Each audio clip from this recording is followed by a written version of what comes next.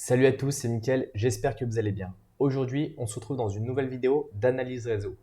Je vous avais fait une première vidéo où je vous expliquais comment fonctionnait Wireshark, l'outil qui est indispensable pour faire des analyses de capture de paquets et comprendre un peu mieux comment votre réseau peut fonctionner. Aujourd'hui, on va aborder le sujet d'une manière un petit peu plus technique en s'orientant sur des captures qui ont déjà été faites et essayer de trouver des choses qui sont un peu intéressantes dedans d'un point de vue cybersécurité. Avant de commencer cette vidéo, je vous invite tout de suite à récupérer le guide qui est disponible dans la description. Il est offert et vous permettra de bien débuter en cybersécurité. Alors aujourd'hui, on va parler de 3 captures réseau différentes. La première, c'est une capture d'un échange vers un site en HTTP et l'objectif va être de retrouver le mot de passe intérieur. Vous voyez que l'extension des fichiers est un point .cap ou un point .pcap. Ce sont des fichiers qui sont lisibles directement par Wireshark. On a également un fichier qui s'appelle ftp.cap qui est un échange FTP entre un serveur et un client. Et ensuite, on a un échange web qui est le protocole qui est utilisé pour le Wi-Fi pour arriver à se connecter. Donc là, on va commencer par la première capture.cap.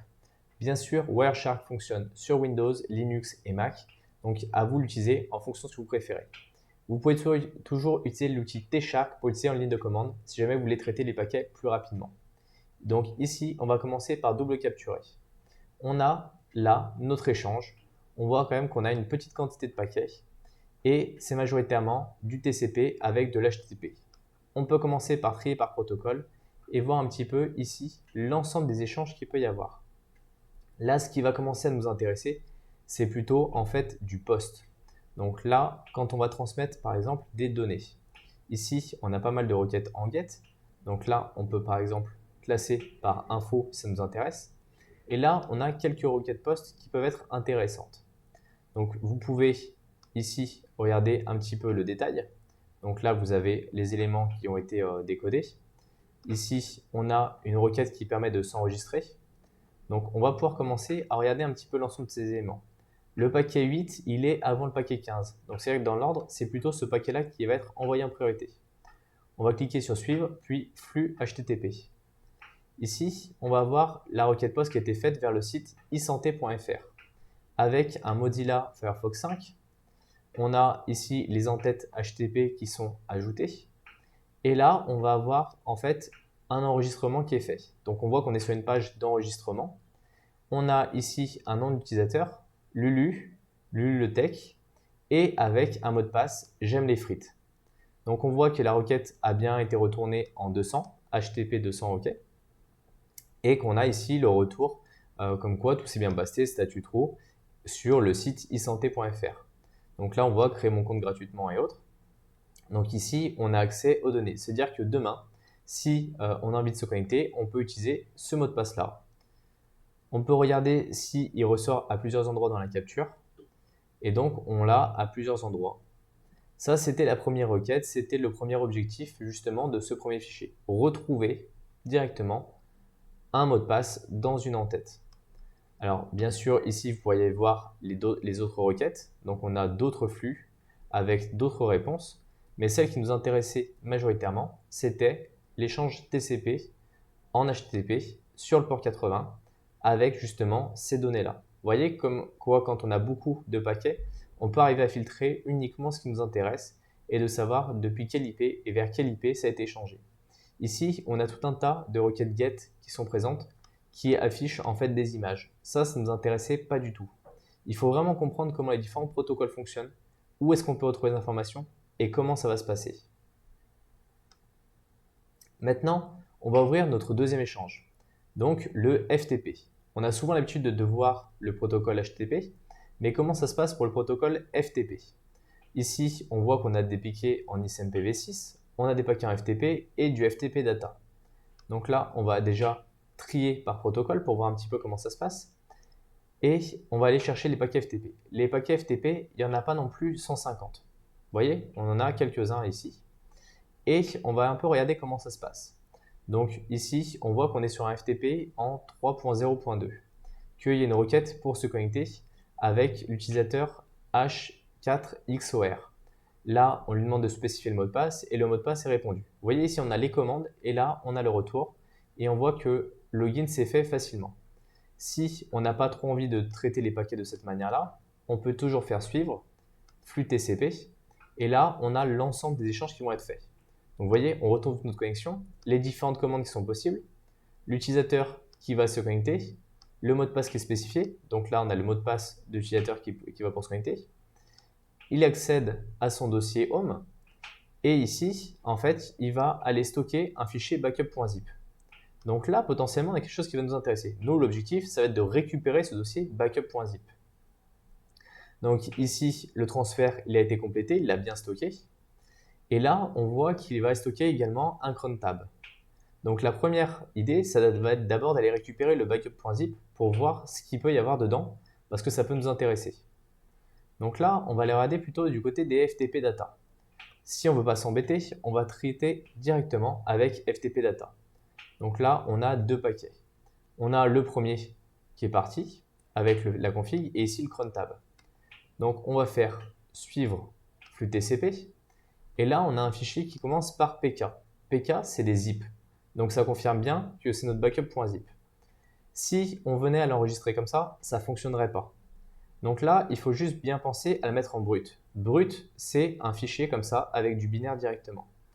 On va l'enregistrer sous et ici, on va l'appeler backup.zip. Backup.zip. Donc on l'a là. Maintenant, on va retourner dans notre explorateur de fichiers. On double-clique sur le backup.zip, on essaie de l'extraire et là, il nous demande un mot de passe. Ce mot de passe, bien sûr, nous, on ne l'a pas. Donc si on tape par exemple admin, le mot de passe est incorrect, donc ça ne fonctionne pas, il va falloir le trouver. On a vu qu'il y avait un autre fichier qui s'appelait crontab. Donc on va aller voir ce que c'est ce fichier crontab. Peut-être que ça peut être également intéressant. Alors bien sûr, ce ne sont pas des solutions de challenge que j'ai trouvé en ligne, c'est des solutions de challenge que j'avais fait à l'époque. Donc ne vous inquiétez pas pour les personnes qui pensent que je suis en train de leaker des informations cruciales. C'est surtout pour vous montrer comment ça fonctionne. Bien sûr, vous pouvez le faire chez vous, faire un échange FTP, enregistrer l'échange et faire passer des différentes données à ce niveau-là. Ici, quand on revient au même endroit dans le flux TCP, on a ici une commande zip-e backup server.config. Donc, on enregistre le fichier server.config dans un zip.backup. Et ici, avec l'option "-e", on va le chiffrer. Et donc là, on va lui passer un mot de passe qui est celui-ci.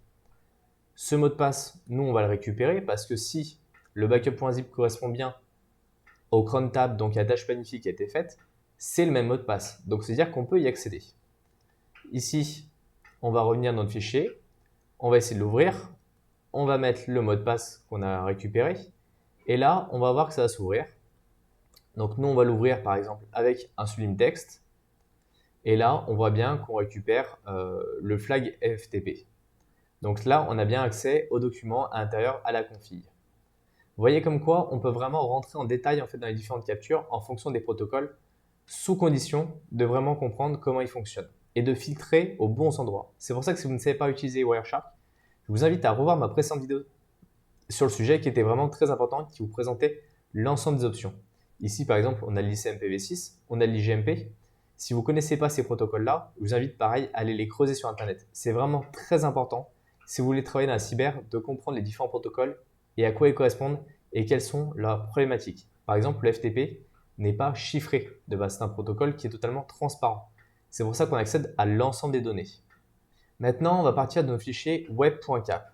Donc là, dans un dossier, j'ai mis le fichier web.cap. Je peux l'ouvrir par exemple. Donc ici, on va l'ouvrir, hop. Et là, on voit qu'on a tout un tas d'échanges qui sont faits sur un SSID, donc un réseau Wi-Fi qui s'appelle PONME. Donc vous voyez, on a ici l'ensemble des paquets d'échanges. On en a quand même beaucoup plus que les autres. On peut mettre de la couleur si on a envie d'avoir la couleur sur les paquets. Ça ne va pas forcément fonctionner parce que là, on est sur un seul protocole, qui est le 802.11. Et on a les différentes problématiques. On pourrait analyser à la main l'ensemble des échanges, l'ensemble des paquets et autres pour voir un petit peu comment ça peut se passer. Mais là, ça va être un peu complexe pour des débutants et je vais plutôt vous montrer un outil qui vous permettra de le faire en automatique. C'est-à-dire que si vous avez assez d'échanges, on va couper ici, vous avez la possibilité de retrouver la clé du Wi-Fi en force brute. Donc là, vous avez un outil qui s'appelle AirCrack NG qui est vraiment très utilisé dans ce domaine-là. Et donc là, on va lui fournir le fichier web. Là, il va l'analyser, il va tester un certain nombre de clés et donc il a trouvé la clé de sécurité du Wi-Fi. Donc B4, 7B, 8E, 4F, 94. Si on utilisait cette clé-là, on pourrait se connecter au Wi-Fi. Tout ça est possible parce que c'était du web et que les web est vulnérable et qu'on avait joué assez de paquets pour pouvoir les enregistrer et pouvoir les casser a posteriori. J'espère en tout cas que cette vidéo vous a appris des choses, que vous comprenez un peu mieux maintenant comment ça fonctionne, comment on peut utiliser les captures réseau pour faire de la cybersécurité, ce que ça peut nous donner comme information et comment potentiellement on pourrait réutiliser ces paquets-là pour les rejouer à un autre endroit. Pensez tout de suite à mettre un like et à vous abonner et on se retrouve dans une prochaine vidéo. Salut à tous!